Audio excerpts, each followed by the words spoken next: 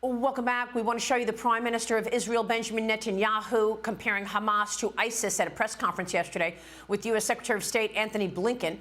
Joining me now to talk more about it is Point 5 CEO and co-founder, Israeli Defense Forces Unit 8200 veteran and the author of The Battle for Your Computer, Israel and the Growth of the Cybersecurity Industry.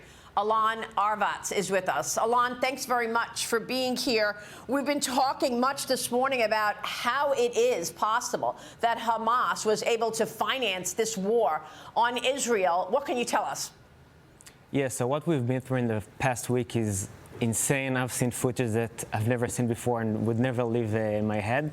And in the end of the day, you need to understand that Hamas is a terrorist, murderous organization that no one could imagine that can launch such an assault and attack civilians. You know, we found maps pinpointing homes, community centers, synagogues. It was all about targeting civilians and kill innocent, and no one could imagine that something like this can happen. And this is why, in many ways, it actually happened without Israel being able to protect itself as expected. Right, but what I'm trying to understand is how they financed it, Alon, because the Wall Street Journal this week reported that Hamas militants behind the Israeli attack raised millions of dollars in crypto. I know Iran is behind Hamas. We've learned that many times, heard that many times from lawmakers. But what about this crypto element? Yeah, so the thing about crypto is that you can get funds and it cannot be regulated. So no matter where you are around the world, you can donate to a specific Bitcoin wallet.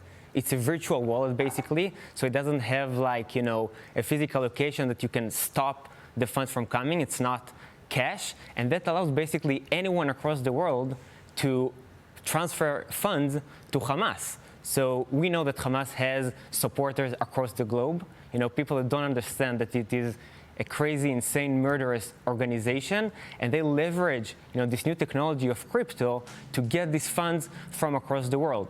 And this basically allows them also to, you know, when they want to use the funds, they can transfer it, and there isn't any bank in the middle that can actually stop it. Yeah, and the Wall Street Journal did investigating and reporting on how there were digital currency transactions, and that highlighted how U.S. and Israel have struggled to sever the access of Hamas, the Palestinian Islamic Jihad, and Hezbollah to foreign funding. Just as you say, that comes directly from that piece in the Journal. Alon, tell us about your book, The Battle for Your Computer. Here, too, you've got worries that people do not understand what's happening online. Your book, The Battle for Your Computer, Israel and the Growth of Cybersecurity. Tell us more. Yeah, so first of all, it's hard to me to talk about the books in these days. Like, this book is a celebration of Israeli innovation, technology, and entrepreneurship.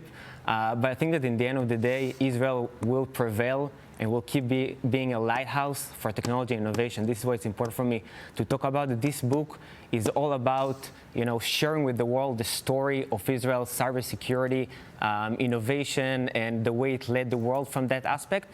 And for me, it's not a book for cybersecurity professionals. It's a book for everyone in the world to understand the battles, the warfare that happens also in cyberspace, and being able, each and every person at home, being able to protect himself.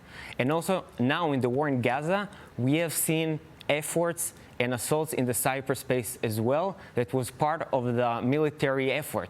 So basically, as Hamas infiltrated Israel on Saturday, we've witnessed attacks against various targets. Now, you should understand, they didn't target the IDF, they didn't target Israel government, they targeted the Red Alert application, the mobile app that's supposed to let civilians know that they're being attacked and give them enough time to get to shelter. And they attacked this application specific to cause as much casualties to civilians as possible. Yeah, here is Israeli Prime Minister Benjamin Netanyahu this morning. Watch. Hamas is ISIS, and just as ISIS was crushed, so too will Hamas be crushed. And Hamas should be treated exactly the way ISIS was treated. They should be spit out from the community of nations. No leader should meet them. No country should harbor them. and those that do should be sanctioned. And that was the Prime Minister yesterday with Anthony Blinken on the ground in Israel as the Israelis are gearing for a ground invasion of the Gaza Strip. They are asking Gaza residents to leave immediately and head south. Alon, thank you for joining us this morning. Alon Arvatz joining us, and join Fox in supporting the Israeli Emergency Fund in association with the United Jewish Appeal. Just scan the QR code that you're seeing on the screen here or donate at ujafednewyork.org.